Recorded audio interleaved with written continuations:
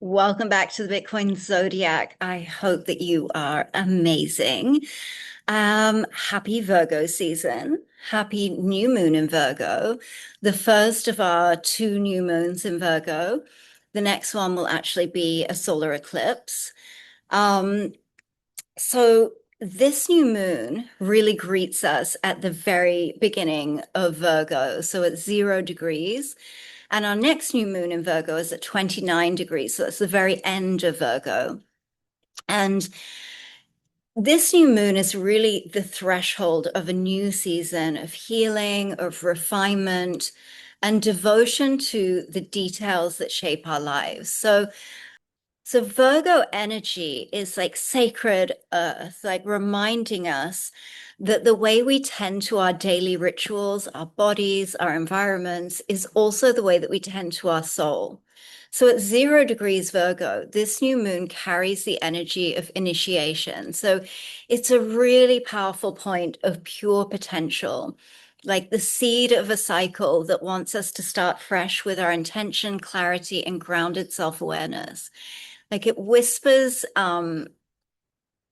of like beginnings and that are kind of like unspoiled by past conditioning. So it's like a newborn seed, just like bursting with promise, I guess.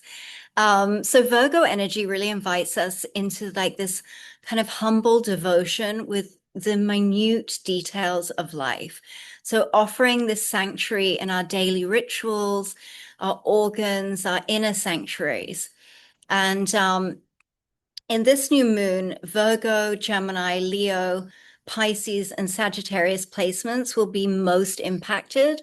So, especially for these signs, it's a moment to pause, to reorient, and to really ask ourselves, like, what new patterns am I ready to invite into my daily life that will support my wholeness?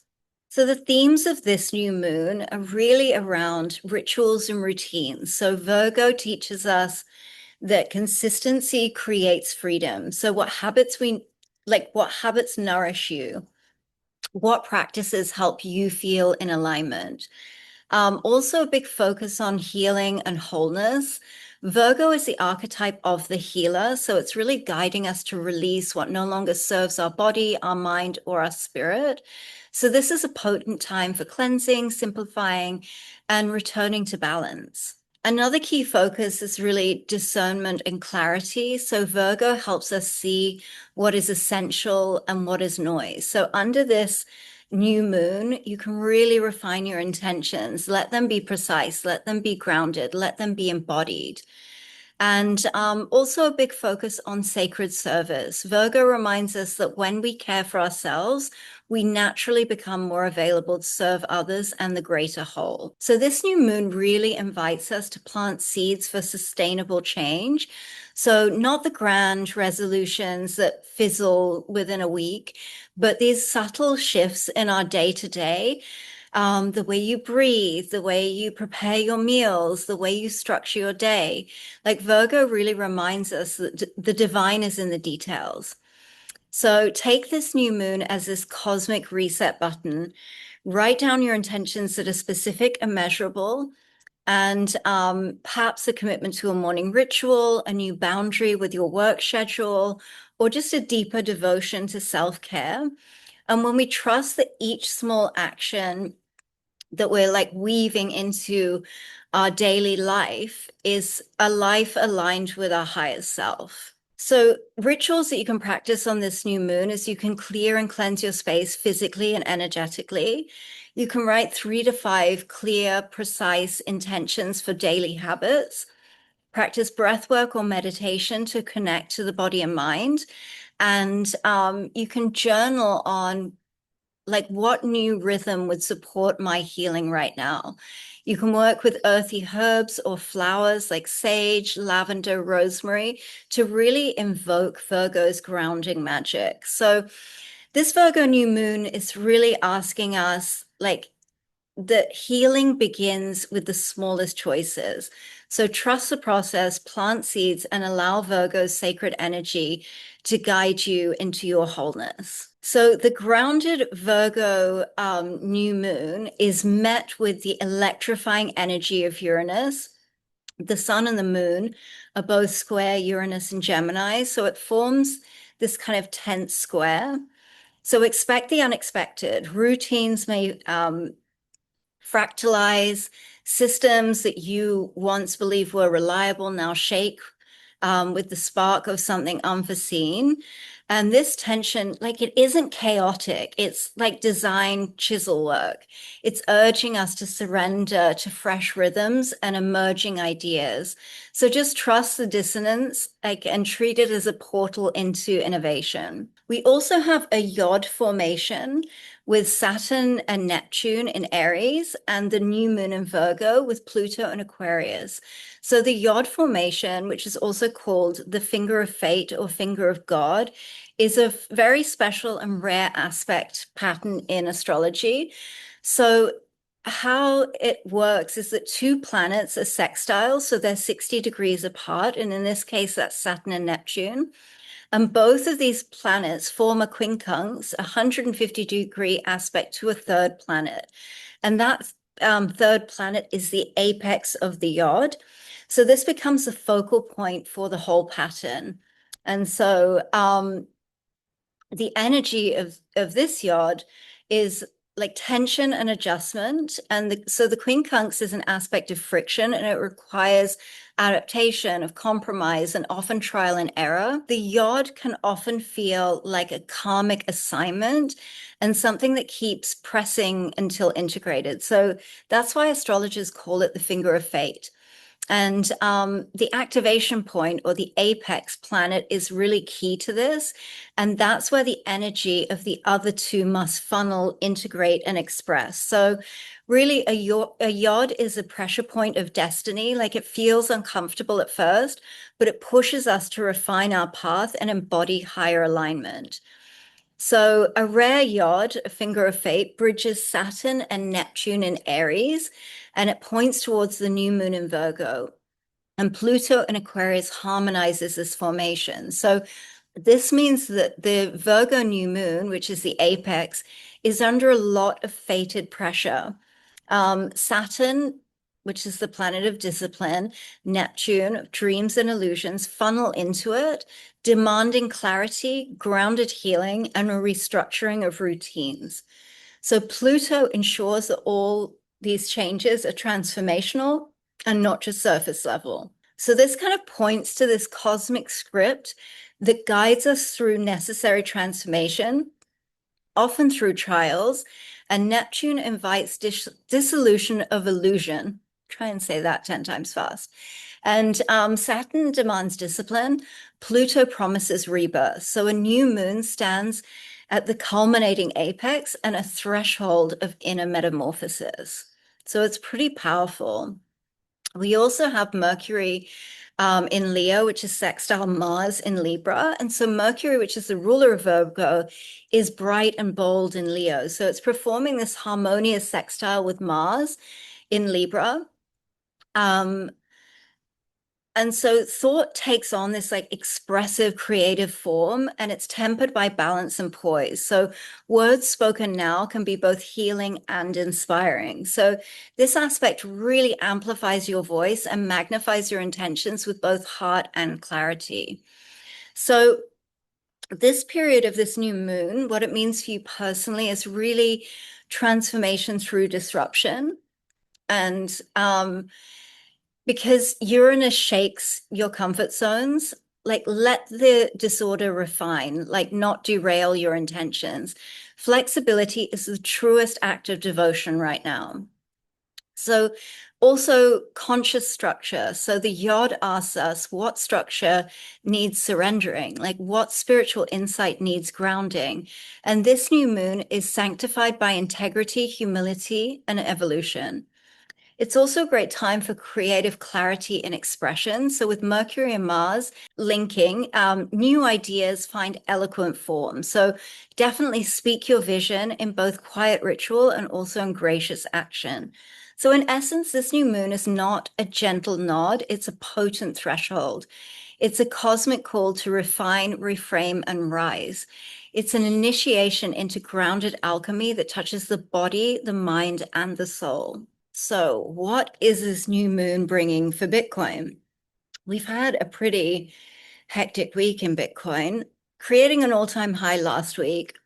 We've had a pretty depressing downward move this week. And of course, we have Jerome Powell speaking on Friday. So, depending on when I get this video uploaded, you might already know the answer to this, but if he is hawkish, I don't expect us to go down too much further, to be honest. But if he is hawkish, then I would expect a little bit more downside initially, probably on the day off the back of that meeting. And then to consolidate sort of down at those lower levels at like around 110, 112 kind of price point. But if he's dovish, then we could expect some upward movement and momentum. But because we are coming into this new moon, it is at 0 degrees Virgo. We have a yard. Like there's a couple of things. So I'd just be really, really cautious with any kind of like massive upward moves. Like don't be afraid to take some profits and expect some retracements. Like even if it does, even if we do have a really good up move after his meeting or announcements, then we are likely to have a fairly decent retracement during the new moon over the weekend, and possibly consolidate at like the higher levels. So we shall see. We shall see what he has to say. I can't. Anybody who's watched the Bitcoin Zodiac from the beginning knows that it really irritates me that everything sort of hangs off these announcements. But it is what it is, right? So we have to be aware of these things and we have to pay attention to these things. But this new moon, what it holds for Bitcoin, a new moon always marks a resets of a cycle. So for anybody that is brand new here, brand new to astrology, a new moon is always the beginning, the reset of the cycle. And so it's when the emotional sentiment of the moon aligns with the conscious intention of the sun. And because this new moon is at 0 degrees Virgo, which is the very beginning of Virgo, as I said, this is like pure reset energy. So particularly around routines, systems, and efficiency. And Virgo rules details, data, and analysis. So that really fits perfectly with financial markets. But Virgo themes in financial astrology is really critical analysis, corrections and adjustments, efficiency and risk management, and the health of systems. So for Bitcoin, this could really trigger a renewed focus on blockchain, on kind of regulations, on security, which is something that I've really been paying a lot more attention to recently and being a lot more responsible in that respect. And also like energy efficiency, how to use energy efficiently. And so for Bitcoin, this suggests like a shift from speculation to pragmatism. So the markets, we may prioritize security and adoption metrics rather than just hype cycles. So this is not a simple full moon. It's definitely part of a bigger cosmic pattern with square Uranus and Gemini. So Uranus is like sudden shocks, innovation, and disruption in financial astrology. And Gemini kind of governs media, news, and information flow. So expect some sudden price moves likely to be triggered by the news.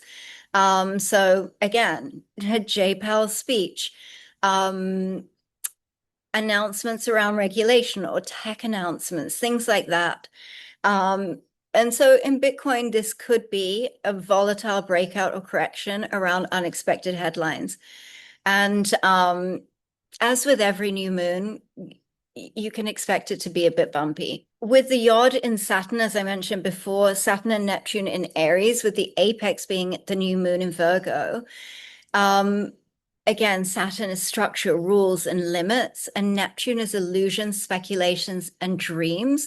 So both of them funneling into the Virgo new moon. This kind of forces markets to reconcile dream versus reality. So expect kind of, again, like with Saturn involved, it's always to do with regulatory themes or governments or structures, things like that. Kind of maybe challenging crypto markets. It's not necessarily just Bitcoin, but maybe the rest of crypto as well. Disillusionment of hype-driven narratives with that Neptune influence, and investors push towards practicality and sustainability with Virgo.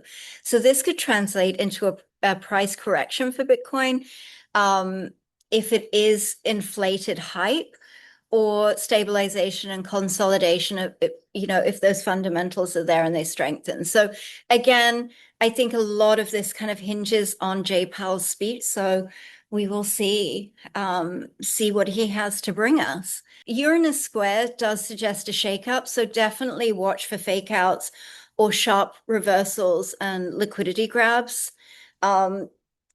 Also correction and pruning, like Virgo's influence and the Yod pressure suggests that trimming excess, Bitcoin could retest support levels to kind of clean up any speculative froth. So as I said, we've already seen a fairly decent like 10K downward move after printing that all-time high last week. So we have cleared out a lot of leverage in the market, no doubt. But we shall see. As I said, I don't think we're going to come down much lower. But we could consolidate at those lower levels if the market does not respond well to what Powell has to say. We could also see some shifts in narrative. So investors may start demanding proof of like real world adoption and efficiency and not just price hype. So expect projects and altcoins that really don't have any substance, like expect them to struggle, while Bitcoin will probably gain favor because of its stability and very clear identity in the space. Being at 0 degrees new moon, this marks a new chapter in Bitcoin's trading cycle. So it's lightly setting the tone into September. So this new moon in Virgo at 0 degrees brings a reset in financial markets. So in the short term, as with every new moon, you're probably sick of me saying this, but expect volatility and possible correction for Bitcoin, probably triggered by some kind of sudden news with that Uranus square. And in the midterm, a shift towards efficiency, stability, and practicality in crypto valuations. So on the 25th of August, we have Venus trine Saturn in retrograde. So Venus represents money, value, wealth, assets, attraction, spending patterns, and what we consider to be worth it. And Saturn about structure and discipline, regulation, limits, time, and responsibility. So retrograde Saturn is like reviews, delays, restructuring of existing systems, revisiting old contracts or rules. But a trine is a smooth flow of opportunity and harmony. So it's a positive, harmonious aspect. So Venus trine Saturn in retrograde is a stabilizing, disciplined influence in financial matters, especially around restructuring value systems, creating sustainable wealth, and consolidating assets. So when Venus, money and markets, aligns harmoniously with Saturn in retrograde, discipline, and the review of the retrograde, the market sentiment stabilizes. So after volatility, the market will seek to stability and security. And so more of a focus on blue chip assets for sure, safe havens, store of values, and, solid assets like Bitcoin rather than super speculative altcoins. As I said, depending on the outcome, like how the markets react, Jay Powell speaking at Jackson Hole. And depending on how markets react, we will probably get a period of like a pullback. If it's positive, a pullback a little bit over the weekend. And then as this aspect comes in on the 25th, which will be, I think, Monday. And so we'll probably see some stabilization and some consolidation there. It gives a more conservative money flow. So investors may prefer saving, consolidating, and rebalancing instead of like super risk on speculation. So expect a lean towards risk management, lower leverage, and defensive positioning. Also, again, the regulatory themes revisited. With Saturn in return, it can bring back old regulatory discussions, taxation policies, or legal cases in crypto. So markets respond more seriously to compliance news, and like the hype can kind of cool down a little bit during this aspect. We could also see a valuation reset. So Venus and Saturn together favors realistic pricing. So overvalued assets may correct, while undervalued assets, like Bitcoin's just had a massive pullback. And so this could be seen also as undervalued at this time. And so this also may be a buy the dip moment, right? So Venus and Saturn really supports long-term assets like Bitcoin. So as digital gold, store of value, it benefits from this stabilizing energy. And so, as I said, this might be a buy the dip moment. If we get a negative JPAL announcement and we go down even further, then you can see that as probably a buy the dip moment, and people are likely to accumulate on those dips. You'll see altcoins, like very speculative altcoins and meme coins and things like that, lose traction as Saturn really trims the excess, and Venus rewards value. Saturn also rules institutions and structures. So Venus trine Saturn could reignite institutional accumulation of Bitcoin and Ethereum, especially if those valuations are attractive. So we're likely to see some consolidation, like a very steady grind higher after some volatility. So it's definitely not a like moonshot aspect by any stretch of the imagination, but it's not like a super downtrend moment either. So like methodical step-by-step uptrend or sideways stabilization. So Venus trine Saturn in financial astrology kind of signals stability over speculation, discipline over impulse, long-term wealth building over short-term gains. So for Bitcoin, expect more institutional and government confidence and accumulation rather than wild speculation. So price action could stabilize or, as I said, grind upwards methodically, setting a stronger foundation. What it's really doing is it's setting a stronger foundation for future rallies. So it's giving us it's building that liquidity before we move to the next upward rally. So investors are really kind of like advised to adopt a like cautious discipline approach and really focusing on stability and value rather than the hype, whether it be fear or FOMO. So this is really like a back to basics financial transit. So consolidate, reassess, and align with value-driven investments. Bitcoin is the most established crypto, obviously, and really does stand to benefit because markets in this aspect will prefer security, structure, and stability under this Venus-Saturn influence. So also on the 25th of August, we have a transiting North Node square Bitcoin's natal midheaven. So the North Node is the collective destiny, karmic direction, and where the world is heading. Like it represents new growth.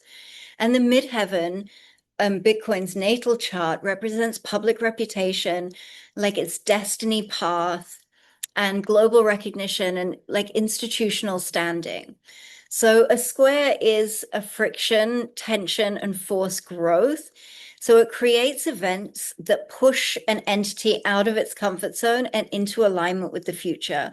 So this transit means the world's evolving financial destiny of the North Node is kind of at odds with Bitcoin's public role and reputation. So this could kind of spark major turning points in how Bitcoin's perceived, regulated, and integrated. We could see a public identity shift for Bitcoin. So where Bitcoin's image in the global marketplace is challenged, media narratives may intensify, either casting Bitcoin as like the necessary future or a problem to be solved. So as we know, there are lots of sort of different things shifting in the financial system, with the Genius Act being passed, stable coins being introduced in Europe, and all sorts of things going on with the existing fiat system. So I do expect there to be a narrative that is developed that is to drive adoption towards those stable coins. And so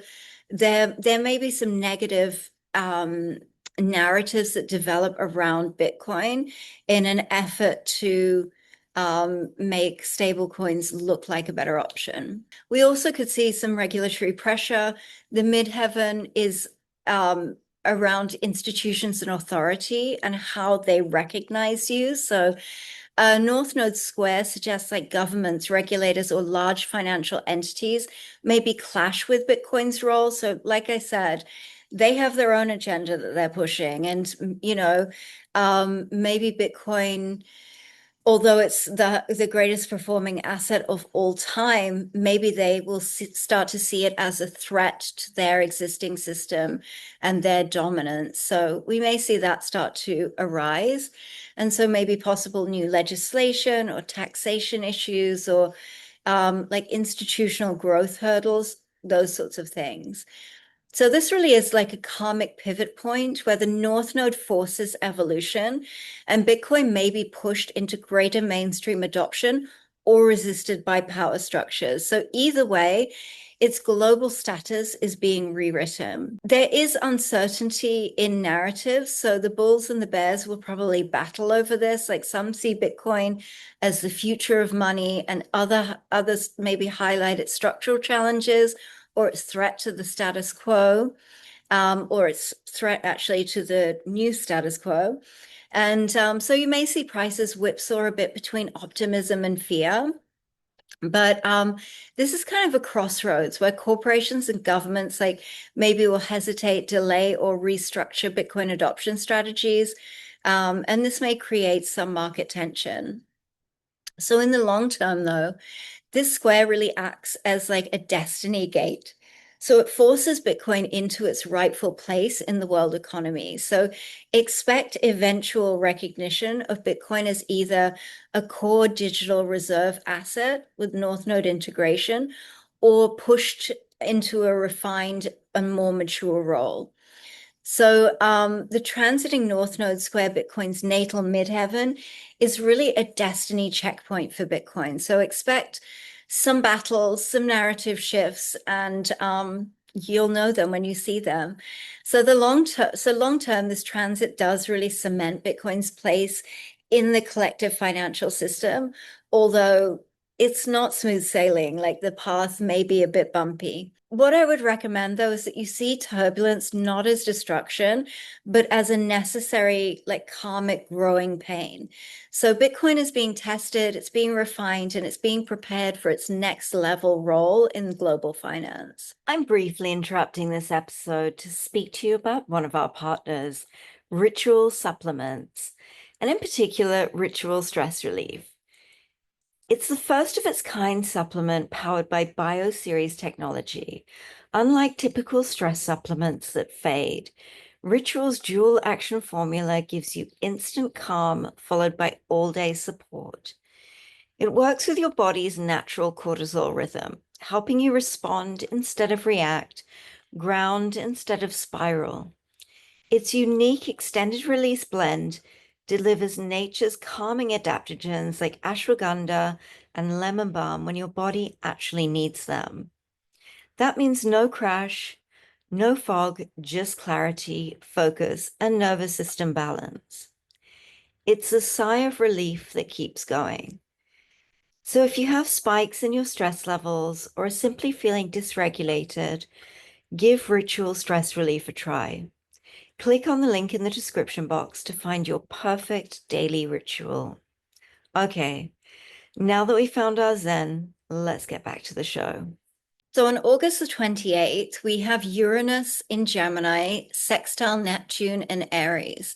So Uranus, they're very, very early degrees of those signs as well. So Uranus is disruption, innovation, decentralization, technology, and sudden breakthroughs. And when it's in Gemini, which is media, communications, systems, AI networks, and like information flow. And then you have Neptune, which is dreams, illusions, collective ideals, speculation, hype, and spirituality in retrograde. So it's revisiting old illusions, reassessing narratives, and kind of confronting bubbles. In Aries, which is bold visions, pioneering spirit, but sometimes like reckless idealism. And it's sextile, so it's a 60-degree aspect.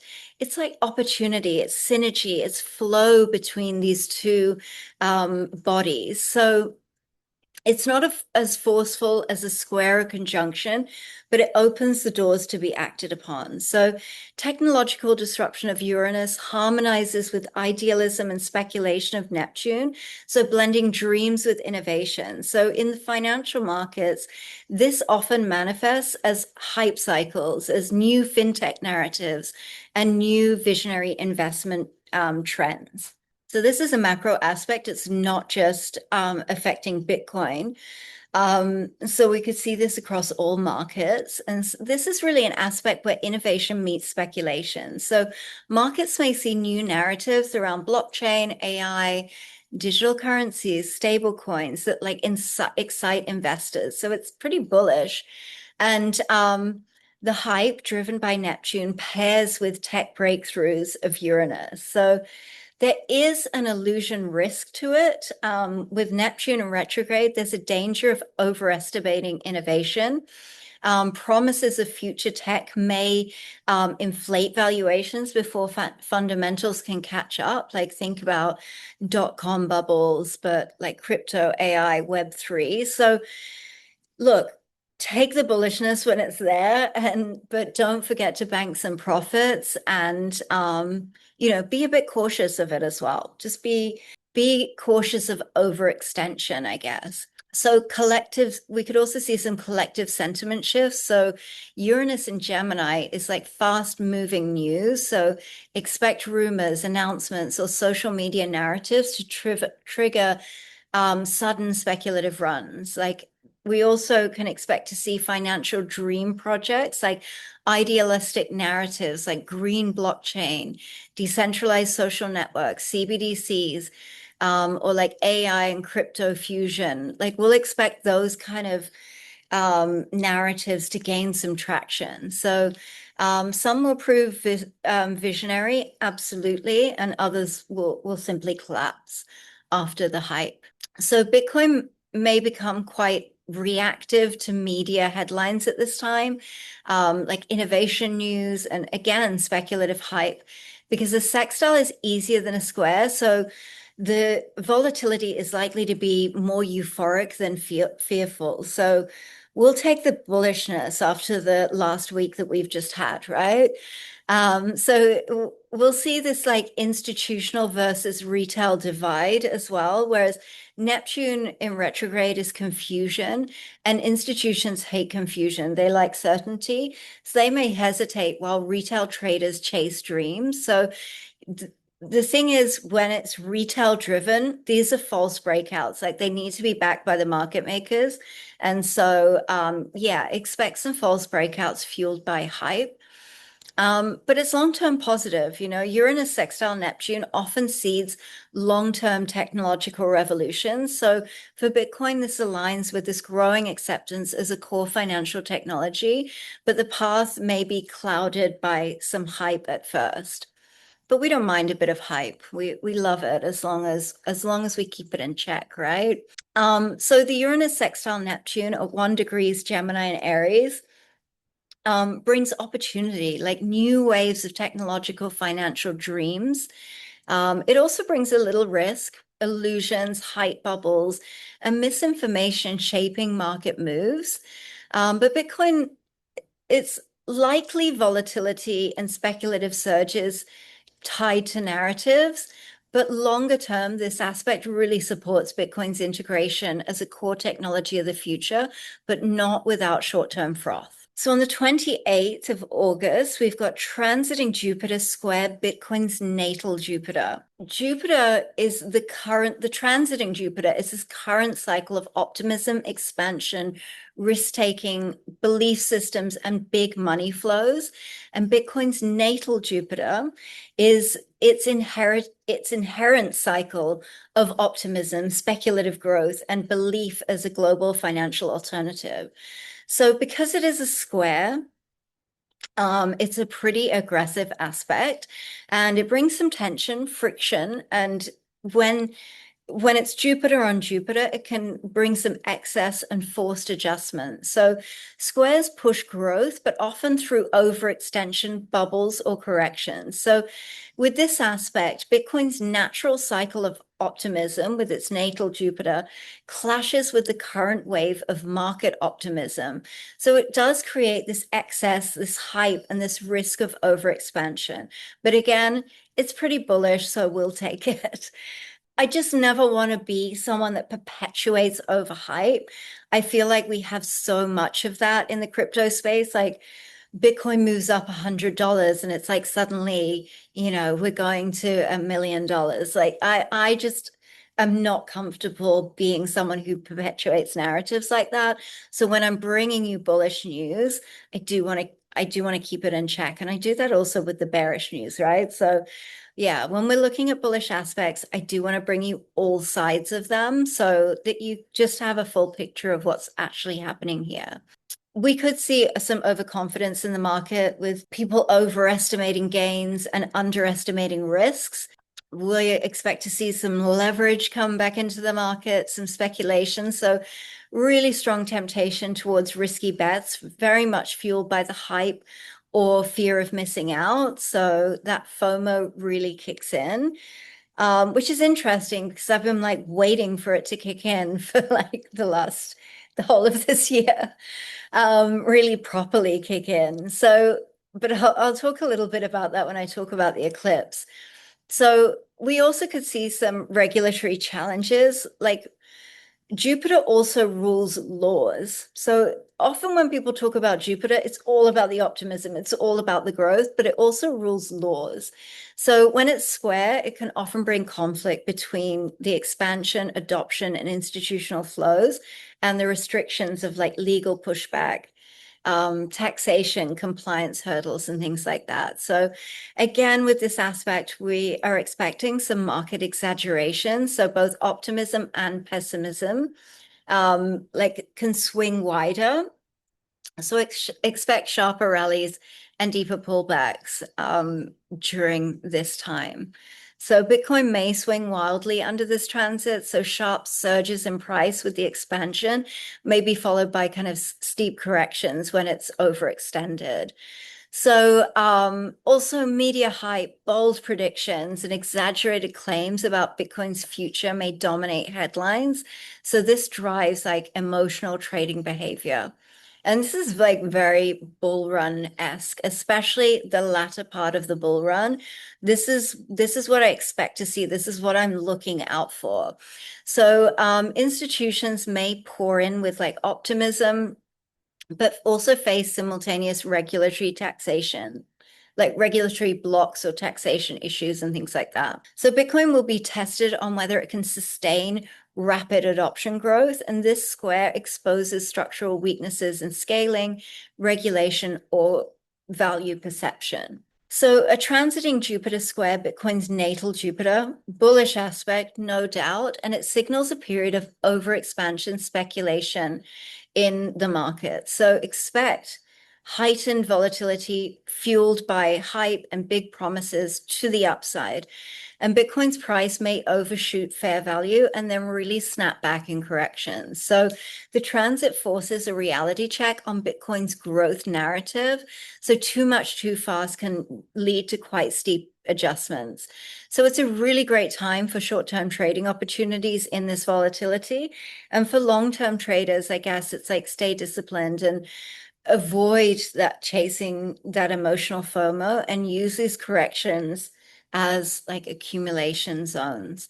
So this is like a bubble check transit. So Bitcoin may soar on optimism, but it needs to prove that it can sustain that growth. So smart investors, which all of you guys are, will ride this wave, but also like just be prepared for the correction as well. Here comes the correction. So September 1st, we have Saturn in retrograde entering Pisces. And so this obviously affects all markets, not just Bitcoin. Again, Saturn is boundaries, rules, discipline, accountability, and corrections, like the taskmaster of the zodiac. And then Pisces is dreams, collective mood, illusions, liquidity, and speculation. And when it's in retrograde, it forces a review, a correction, or a restructuring of past excesses. So Saturn in retrograde entering Pisces suggests a reality check on financial illusions. So inflated assets, speculative bubbles. It forces the market to separate fantasy from sustainable growth. So there is a potential for liquidity tightening. Pisces is linked to liquidity flows of money, and Saturn retrograde may bring these restrictions on easy money, tightening lending conditions, or pressure on speculative assets. So assets inflated by hype, like AI, meme coins, highly speculative altcoins, they really could face some pretty harsh corrections as Saturn enforces this like back to reality vibe. So Saturn in Pisces highlights gray areas. So retrograde periods often revisit unfinished legal or compliance issues. Sentiments may swing from euphoric to cautious in this time. So investors kind of question whether their dreams around Pisces are built on real foundations, which is being questioned by Saturn. And so Bitcoin thrives on belief and narrative, which is very much Pisces energy. And Saturn retrograde entering Pisces, the question may be raised whether Bitcoin's growth narrative is sustainable or just speculative hype. So institutions may pause or reevaluate their exposure to Bitcoin, especially if regulatory clarity lags or liquidity tightens. So Bitcoin's price could enter like a review phase, consolidating or correcting rather than pushing to new highs. So Saturn retrogrades are kind of known for retracements rather than expansion. So it's not like a massive, downtrend, shift in trend kind of thing, but it's just not as hypey as the previous aspect. So yeah, so that's kind of common when we have this like overextension, hype-driven narratives, then Saturn comes in and is like, hang on a second, we've got to keep this in check. So we can expect that to happen. So this is a classic astrological signature for governments visiting unfinished business, like with Bitcoin and crypto policy. So we could expect some kind of conversation around that. And when Saturn retrograde enters Pisces, the financial world faces a reality check on illusions. So I actually think that this is more in line with the fiat system than it is to do with Bitcoin, but it still affects Bitcoin's price. So expect some tighter liquidity, corrections in overhyped sectors, and regulatory reviews. So for Bitcoin, this period like kind of just slows that expansion and highlights regulatory uncertainty and may trigger consolidation or correction before sustainable growth resumes. So Saturn retrograde in Pisces really asks the Bitcoin market to like prove its dreams can survive real world tests. So, like I said, I think it's going to be more a testing in the fiat realm, but this is Bitcoin's opportunity to prove that it can also survive those real world tests. So the hype cycle gives way to a phase of maturity, discipline, and strategic accumulation. Then on the 3rd of September, we have a transiting Saturn conjunct Bitcoin's natal Saturn. So again, Saturn, the planet of structure, discipline, responsibility, limitations, and long-term planning, meets Bitcoin's natal Saturn, which represents Bitcoin's long-term structural foundation, its maturity, its resilience, its systemic challenges. So when Saturn is positioned in Bitcoin's natal chart, it has marked the areas where Bitcoin is tested, disciplined, or slowed down. So a transit is the current movement of a planet affecting a natal chart. So when a transiting Saturn approaches a natal Saturn position, astrologers would call this a Saturn return if it was 29.5 years from the birth. Like that's your official Saturn return. But because it's not 29.5 years, it's a Saturn-Saturn conjunction. So this transit often signals like evaluation, testing, or restructuring phase for whatever the natal Saturn represents. So for Bitcoin, this is a time where Bitcoin's foundational strengths and weaknesses are being assessed by the market. When the transiting Saturn conjuncts Bitcoin's natal Saturn, several important themes emerge. So there's testing of foundations. Bitcoin's long-term viability and infrastructure may be tested. Investors may question its structural integrity, regulatory compliance, and market security. We could again expect a consolidation period where price movements tend to stabilize rather than show rapid gains. So this could be this period of lower volatility where speculative highs are kind of tempered by realistic market evaluation. So we may face some challenges, some regulatory hurdles, technological limitations, or macroeconomic pressures. Speculative bubbles may burst. Again, I don't really feel like that's for Bitcoin necessarily, leading to downward corrections or slower growth. But even if those like speculative bubbles burst, like for the S&P, this is going to impact Bitcoin's price as well. But investors may feel cautious, conservative, or pessimistic during this transit. So FOMO behavior is likely to reduce and long-term planning becomes more relevant. So during a Saturn conjunction for Bitcoin, short-term price action is likely flat or downward pressure as Saturn tends to slow momentum and bring reality checks. So sharp spikes are less likely. But mid to long-term opportunities may emerge after consolidation because Saturn clears out this unsustainable height, so leaving a stronger foundation for future growth. So past Saturn returns or Saturn conjunctions, hasn't had a Saturn return yet, but past Saturn conjunctions for Bitcoin often coincide with strong resistance or support tests or market correction phases. So as a transiting Saturn conjunct Bitcoin's natal Saturn, it's a period of maturity, discipline, and consolidation for Bitcoin. While short-term volatility may be restrained or slightly negative, the long-term outlook improves for those who focus on resilience and structural integrity. So this is a time to really build strong foundations and not test hype. I'm pausing this episode for just a moment to share with you one of our partners, the Sculpt Society. I'm obsessed with TSS, created by celebrity trainer Megan Roop. It's not just another fitness app, it's the most fun you'll ever have working out. You'll find sculpt, strength, and dance cardio all in one super accessible method that actually works. Whether you have 10 minutes or 50, want low impact sculpting or full body dance cardio, the Sculpt Society has you covered. Inside the app, you'll find over 900 on-demand workouts and weekly live classes, plus curated programs that meet you wherever you are, beginner, advanced, or even pre or postnatal. There's no complicated choreography, no guilt, just movement that makes you feel confident and strong in your own skin. You can stream from any device anywhere in the world and even download classes to work out offline. It doesn't matter whether you're in your living room or in a hotel room.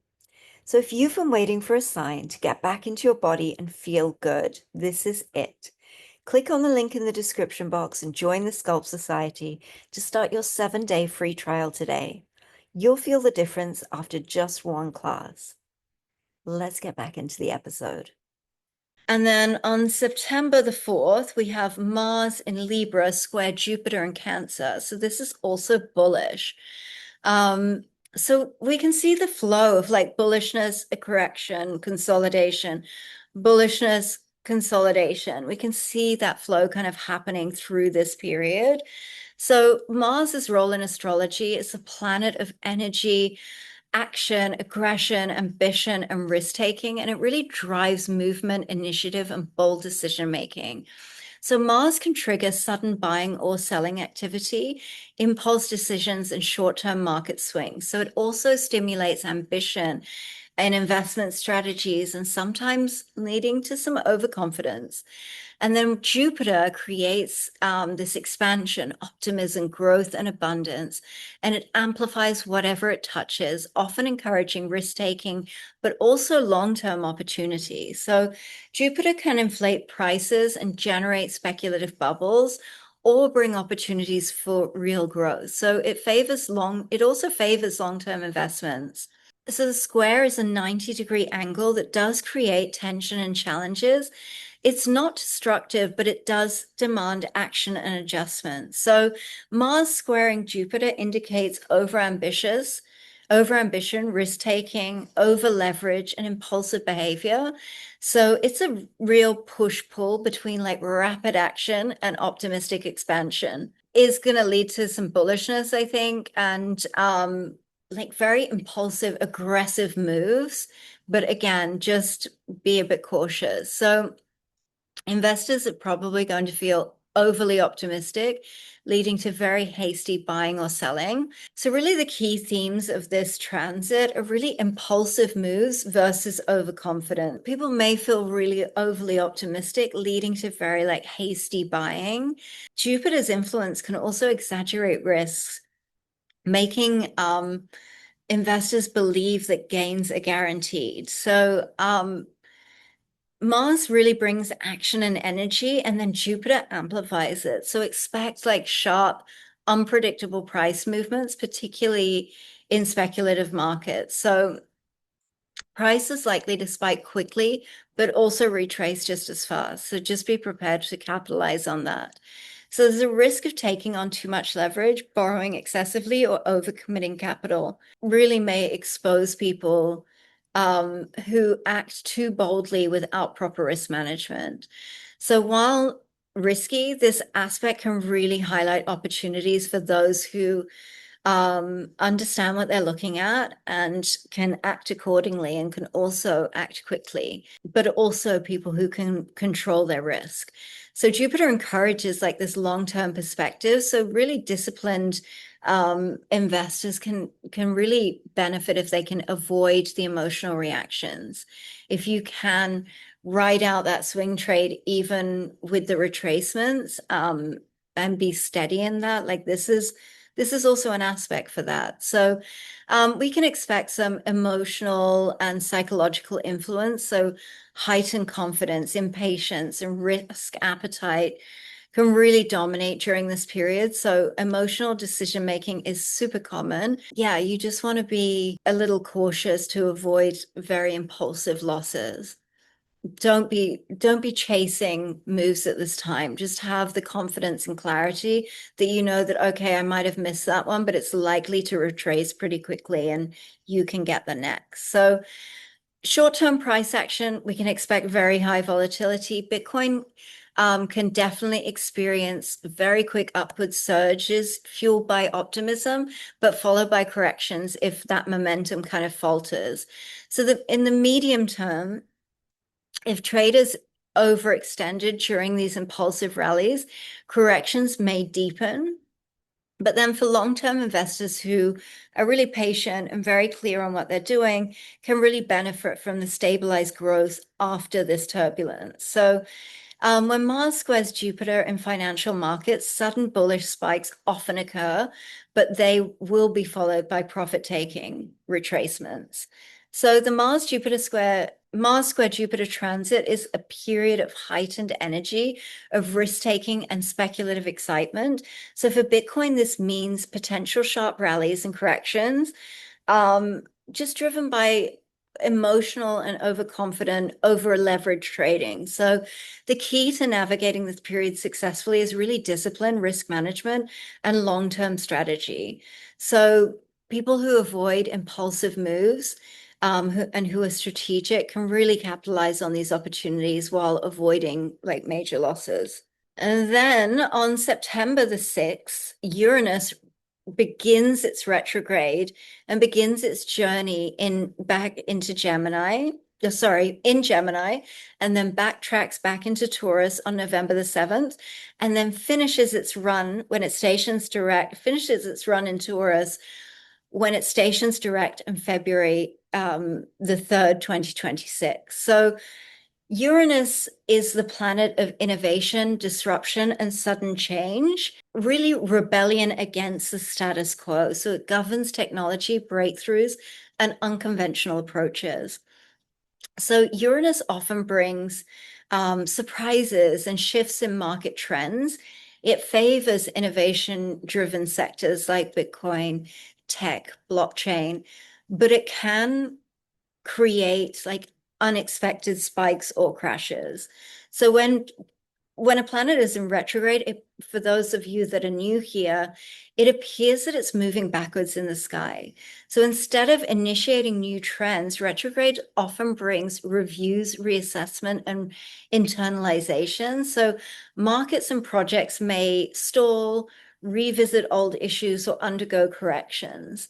So Uranus retrograde slows down forward momentum in innovation-driven markets. So Bitcoin could experience a review phase, technical consolidations or corrections as investors kind of reassess its fundamentals. So we could see some unexpected announcements, maybe regulatory shifts or news events that can trigger these kind of surprises. And retrograde Uranus favors internal reflection over rash market moves. So erratic movements may be shorter lived, but sharper. So as Uranus backtracks into Taurus, the focus then shifts to asset security, banking systems, and sustainable value. So Bitcoin may revisit prior support levels during this time, while investors reevaluate whether price levels reflect true value. Gemini's influence encourages digital innovation, new exchanges, blockchain upgrades, layer 2 solutions, and adoption trends. So Bitcoin infrastructure updates may be heightened, affecting long-term confidence in institutional adoption. And we also can see this in, again, stablecoin, CBDCs kind of narrative as well. So there is also a psychological influence, and you may feel cautious but curious. So balancing fear of instability with the anticipation of innovation. So emotional reactions may lead to short-term corrections, but also create opportunities for informed strategic entries. So in the short term, price may react to news, technological developments, or sentiment shifts. So expect sharp intraday or weekly fluctuations. And then in the medium term, like the time between like November and February, when Uranus is back in Taurus, price may consolidate near support levels or revisit kind of key valuation zones. So this is a period of reflection for long-term holders. So Bitcoin may resume the forward momentum with renewed clarity after February 2026. Potentially reflecting like technological advancements or adoption breakthroughs. So the Uranus retrograde from September the 6th to February 2026 is a period of reassessment, consolidation, and reflection for Bitcoin. Short-term volatility is definitely likely, particularly around news or technological developments. So while medium-term consolidation may test price stability, strategic patience and risk management and focus on fundamentals will allow investors and traders to navigate this period effectively. So it's really important to sort of just keep an eye on that and also recognize that when it's supporting innovation, like there are innovations going on in the fiat world as well. And so those narratives will begin to roll out during these periods too. And so that then takes us into September the 7th, where we have our total lunar eclipse near the North Node in Pisces. I do want to talk about this eclipse season because previously, when at the beginning of this year, really, I was kind of looking from a long-term perspective of like key points where we could see the market top out. And this eclipse season was one of those points. And a friend of mine the other day kind of said to me, she was like, "You're always waiting for the market to reverse." And I want to be clear that she is 100% right. At this period of the cycle, I'm always looking for points where the market could reverse. And the reason for that is, I mean, if you watch the Bitcoin Zodiac from the very beginning episodes when we were deep in the bear market, at that point, I was also looking for the market to reverse because as far as I'm concerned, like I'm already prepared for, I've done my work for the bull run. The bull run just needs to unfold, right? And so for me, we're already in the bullish phase. So I'm preparing for the next phase of the cycle. And yeah, and that's what I'm looking out for. However, this is kind of why I don't love doing far out kind of like predictions and things like that, because I like to see what is going on in the macro and like what the market has presented us around these aspects. Sometimes it's a little bit useless to just be like, oh, well, there's eclipses over here. Like this could be the time when we reverse, right? But the reason I'm saying that, I am definitely keeping an eye on these eclipses and what's going on during these eclipses, but I don't feel like I've seen what I need to see from the bull run as yet to be really expecting, and I don't think it's going to do that in the next 2 weeks. I could be wrong. We could have massive bullish momentum in the next 2 weeks. But we do have some aspects that indicate that. However, I don't think that it is cycle top kind of feels. And the reason I'm saying that is not just because, oh, the end of the bull run is usually like frenzied and crazy. It's because there is actual market dynamics and functionality that is happening at that level. So the things that I want to see from the final phase of the bull run, like this is the time when the market makers are enticing people to take long positions at the top of the market. This is that phase. And so, in order to do that, that's why these narratives of FOMO are kicking in. That's why these, there's an entire industry that generates these narratives and pushes these narratives to make people believe that this is going up forever and they should get it now or they're missing out and it's running away with them, when really it's actually kind of like a very bad time to enter in that frenzied time. And that's really what happens. And so the market makers convince the bulk of the amount of people to enter in that period before they turn it around, right? So I don't feel like we've seen that yet. I feel like there's way too much fear in the market for this to be the cycle top, right? So as I said, I am still looking out for this 2 week period. I am still looking out at these eclipses.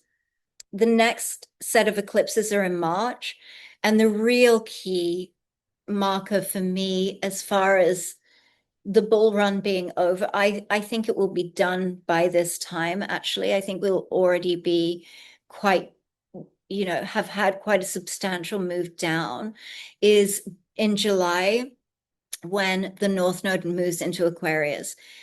Every time that the North Node has moved into Aquarius for the last 200 years, it's been a bear market. So it's been kind of the beginning of a bear market, a real corrective bear market, right? And I'm talking like GFC kind of vibes. So that's really like my endpoint marker. But I want to see in this last phase of the market, um, some of that hype, some of that FOMO. And as I said, it's not just because I think, oh, you know, people get overexcited and that's the end of that's what happens at the end of the bull market. It's not retail that's driving this. It's the market makers that are pushing that narrative and that are convincing people to buy in at that level before they turn the market around. And so it is a really key part of market dynamics. And so I think it's unusual that we haven't seen it. I certainly expected to see it play out in this year before now.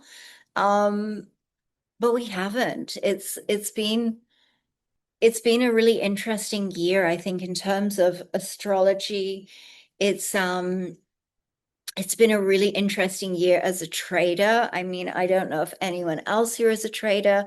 It's certainly not impossible to trade at all, but I do feel like I've earned every dollar. Like nothing is handed to you in this market. And so that's just the atmosphere that we're in. And so we have to adapt to it. But to bring some clarity, yes, I am absolutely looking for points that the market could pivot and print a high and turn around.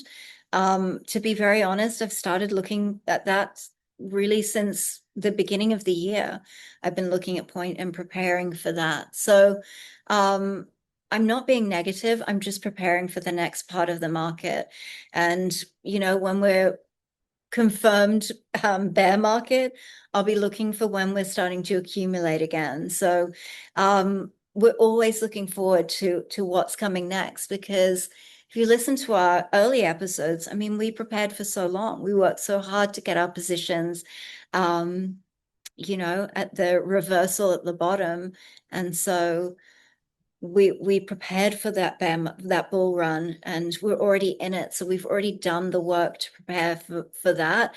Now we just need to let it play out, but what we're doing is we're preparing for the next part of the cycle. So that is exactly what I'm doing. As I said, I don't think we're there yet, just from the very fact that we haven't really seen that frenzied FOMO generating narratives come in. It feels like there's too much fear in the market to be the top. We have seen that frenzy in different areas like Bitcoin reserve companies and things like that. But I don't know. We will see, and we'll keep an eye out. And as I say, every episode, we will take it one level at a time, and one new moon and one full moon at a time.